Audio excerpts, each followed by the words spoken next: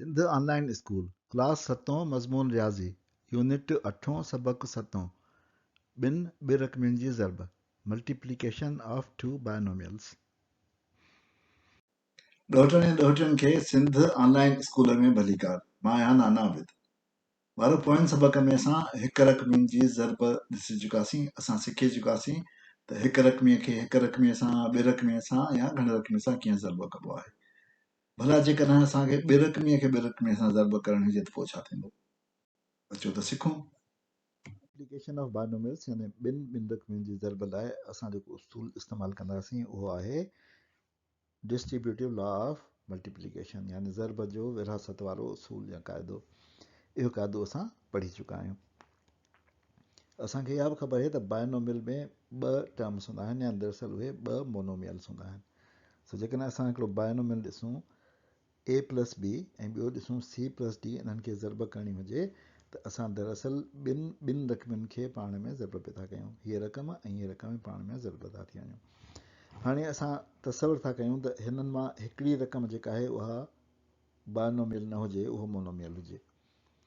यानी हिन खे मूं तसवुरु कयो त ए प्लस बी दरअसल हिकिड़ो ॿियो अदद आहे जेको आहे ज़ेड या ॿियो अखर आहे ज़ेड। हाणे मूं वटि छा थियो, ज़ेड खे हिन सां ज़रब करणी आहे। हीअ असां वटि छा थियो, मोनोमियल थियो ऐं हीअ बायनोमियल थियो। असां पोएं सबक में सिखिया आहियूं त मोनोमियल खे बायनोमियल सां कीअं ज़रब कबी। सो उन जी ज़रब पत जेका थींदी उहा थींदी ज़ेड इंटू सी ऐं ज़ेड इंटू डी। यानी हीअ ज़ेड जेको आहे उहो डिस्ट्रीब्यूटिव लॉ जे तहत हिन सां बि ज़रब थींदो ऐं हिन सां बि ज़रब थींदो। ऐं अहिड़ी तरह मूं वटि जेको जवाबु ईंदो उहो थींदो Z into C plus Z into D. पर ज़ेड असल में हिकिड़ो अदद कोन्हे, उहो पाण बज़ाते ख़ुदि हिकिड़ो बायनोमियल आहे। सो हिन ज़ेड खे मां वरी उन बायनोमियल सां मटायां थो। इन खे हटाए मूं हुनजी जाइ ए प्लस बी रखियो ऐं हिन ज़ेड खे मूं ए प्लस बी रखियो।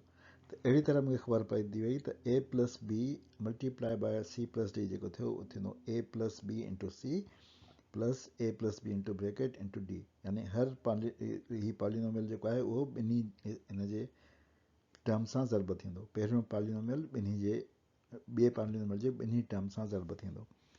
ऐं हिनखे जेकॾहिं असां वधीक सिंप्लीफाई कंदासीं त असांजो थींदो A C plus B C plus A D plus B D.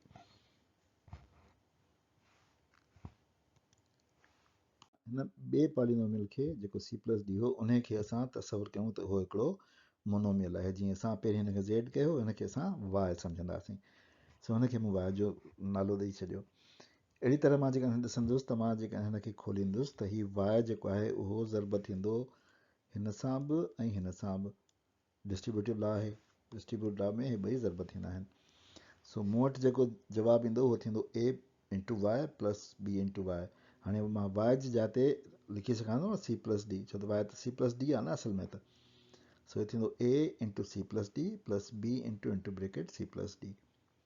हाणे मूंखे जेकॾहिं हिनखे खोलणो आहे त हीउ थींदो A C plus A D plus B C plus B D. हिनखे मूं खोले ऐं मूं वटि हीउ जवाबु अची वियो हिन खे एक्सपेंड करण सां या हिन ॿिन्ही बायनोमियल्स खे पाण में ज़रब करण सां। इहो साॻियो ई जवाबु आहे जेको असां पहिरीं कढी चुका आहियूं। हाणे असां ॿिनि बायनोमियल्स जी ज़रब जो तरीक़ो हिकिड़े मिसाल ते सिखूं। मिसाल असां पंहिंजी किताब मां खयो आहे जेको आहे 3e प्लस 5f हिकिड़ी ब्रैकेट में आहे। उनखे ज़रब करिणो आहे 4e प्लस 2f सां, उहो ॿी ब्रैकेट में आहे। असां बायनोमियल्स जी मल्टीप्लिकेशन टिनि तरीक़नि सां करे सघूं था। पहिरियों तरीक़ो जेको आहे उहो आहे वर्टिकल मेथड यानी उभो तरीक़ो या उमूदी तरीक़ो। ॿियो हॉरिजॉन्टल मेथड आहे उफ़क़ी तरीक़ो। ऐं टियों जेको आहे उहो फॉइल मेथड आहे। हिन मां वर्टिकल मेथड ऐं हॉरिजॉन्टल मेथड असांजी किताब में आहिनि, असांखे सेखारिया विया आहिनि। फॉइल मेथड उहो तरीक़ो आहे जेको असांजे निसाब में कोन्हे, पर इहो मां तव्हांखे सेखारींदुसि छो त इहो हिकिड़ो तकिड़ो तरीक़ो आहे। सो अचूं था असां पहिरीं वर्टिकल मेथड ते। खे ख़बर आहे त वर्टिकल मेथड यानी उभे तरीक़े में असां जेके ॾिनल एक्सप्रेशन्स हूंदा आहिनि उन्हनि खे हिक ॿिए जे हेठां लिखी ऐं जेको अमल हूंदो आहे उहो कंदा आहियूं, पोइ भली जोड़ हुजे, कट हुजे या ज़रब हुजे। सो अचो त असां ॿिन्ही खे हिक ॿिए जे हेठां लिखूं यानी वर्टिकल तरीक़े सां लिखूं। सो अहिड़ी तरह असां हीअ ॿई हिक ॿिए जे हेठां लिखिया। हाणे असां लॻाईंदासीं लीक हिन जे हेठां, छो त इन लेख जे हेठां असां जेको आहे ज़रबो पद लिखंदासीं ऐं निशान लॻाईंदासीं त असां ज़रबो पिया था कयूं। सभिनी खां पहिरीं असां सम्झंदासीं त असां वटि सिर्फ़ु जेको आहे हिकिड़ो ई मोनोमियल आहे हेठि एक्सप्रेशन मां, यानी असां सम्झंदासीं त असां वटि रुॻो ई आहे। हाणे इन खे ज़रब करणी आहे, असां हिन खे ज़रब कंदासीं हिन सां बि ऐं हिन सां ॿिन्ही सां ज़रब थींदो। असांखे ख़बर आहे त मोनोमियल कीअं ज़रब थींदो आहे बाइनोमियल सां। सो जॾहिं ज़रब कंदासीं त पहिरीं असां ज़रब कंदासीं निशानीअ सां, साइन सां, उन खां पोइ नंबर सां, उन खां पोइ अल्फ़ाबेट सां। सो हिते 4 3 सां ज़रब थींदो, निशानी प्लस आहे, उन करे प्लस ई रहंदो। जवाब में असां वटि थींदो कोफिशेंट 12 थी वेंदो ऐं ई जो पावर 2 थी वेंदो। हिकिड़ो ई हिते आहे, हिकिड़ो ई हिते आहे। सो इहो असां वटि थींदो 12 ई स्क्वायर। उन खां पोइ साइन हिते प्लस जो आहे असां वटि, इन करे प्लस लॻाईंदासीं ऐं असां 4 ऐं 5 खे मल्टीप्लाई कंदासीं, ई एफ खे मल्टीप्लाई कंदासीं। ई एफ जो बेस अलॻि अलॻि आहे, उन करे ई एफ रहंदा ऐं 4 5 20 थी वेंदा। सो थी वेंदो असां वटि 20 ई एफ। इहे असां वटि ॿ एक्सप्रेशन्स अची विया। हाणे असां ईअं सम्झंदासीं त असां वटि ही एक्सप्रेशन्स, ही जेको हेठियों बाइनोमियल आहे उन में 4 ई कोन्हे, रुॻो 2f आहे।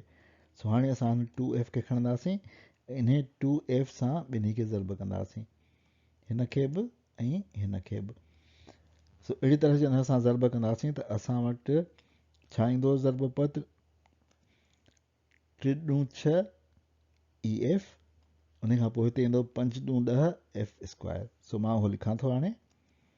ई एफ वारे टर्म खे मां ई एफ जे हेठां ई लिखंदुसि, ख़बर त 6 ई एफ आयो, 3 × 6 ई एफ ऐं 10 एफ जी सघ 2 थी वेंदी, छो त 1 + 1 2 थींदो आहे, एफ स्क्वायर थी वेंदो।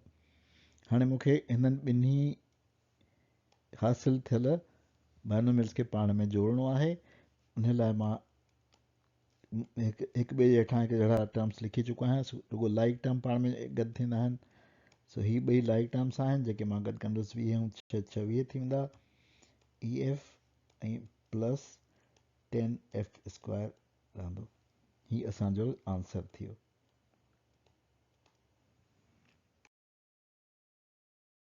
असां साॻे सुवाल खे हॉरिज़ॉन्टल मेथड यानी उफ़क़ी तरीक़े सां हल कयूं। असां तसवुरु कंदासीं त असां वटि जेको ॿियो बाइनोमियल आहे उहो दरअसल हिकिड़ो वॾो मोनोमियल आहे। यानी जीअं असां तसवुरु कयो हो त हिन खे मां तसवुरु थो कयां त हीउ जेको सॼो आहे उहो मूं वटि ज़ेड आहे।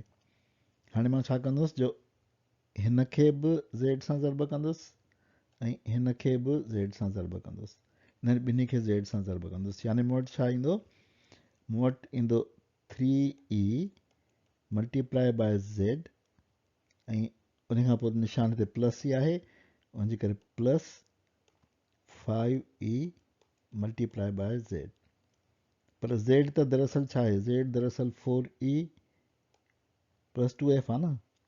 हीअ ज़ेड जेको आहे उहो दरअसल ही आहे। सो मां हाणे हिन में ज़ेड जी जाइ ते उहो लिखी छॾींदुसि। जेकॾहिं मां उहो लिखंदुसि त मूं वटि ईंदो 3e ब्रैकेट में सॼो ज़ेड ईंदो, सॼो ज़ेड आहे 4e + 2f ऐं उन खां पोइ प्लस 5f ऐं ज़ेड जी जाइ ते 4e + 2f। ॿार हिते मां तव्हांखे ॿुधाईंदो हलां त हीउ स्टेप जेको आहे उहो असां पंहिंजे ज़हन में तसवुरु कंदा आहियूं, पंहिंजे दिलि में कंदा आहियूं। हीअ लिखण जी ज़रूरत न आहे ऐं हीअ बि लिखण जी ज़रूरत न आहे। मां तव्हांखे सिर्फ़ु सम्झाइण लाइ इहो लिखां पियो। उनजे करे मां हिते दिलि जो निशान ठाहे थो छॾियां त इहो स्टेप असां में खे दिलि में करिणो आहे। ठीकु आहे। हाणे असां हिन एक्सप्रेशन्स खे सिंप्लीफाई कंदासीं। जॾहिं सिंप्लीफाई कंदासीं त असां वटि छा ईंदो, हीउ हिन सां मल्टीप्लाई थींदो, हीउ हिन सां मल्टीप्लाई थींदो, हीउ हिन सां मल्टीप्लाई थींदो, हीउ हिन सां मल्टीप्लाई थींदो। यानी मल्टीप्लिकेशन थींदी हीअं ऐं हीअं, हीअं ऐं हीअं। सो इहो जॾहिं मल्टीप्लाई कंदासीं त असां वटि जेको हल ईंदो उहो ईंदो 12e² + 6e(f), 3 × 6, उन खां पोइ 5 × 20 e(f) ऐं उन खां पोइ 5 × 10 f²। हाणे हिन में असां वटि लाइक टर्म्स जेके आहिनि उनखे असांखे अंडरलाइन करिणो आहे। ही ऐं ही ॿई रुगो लाइक टर्म्स आहिनि, उन्हनि खे असांखे गॾिणो आहे ऐं जवाबु उनजे करे असांजो थींदो 12e स्क्वायर, 6 ऐं 20 थींदा 26 EF ऐं प्लस 10F स्क्वायर। इहो असांजो आंसर अची वियो।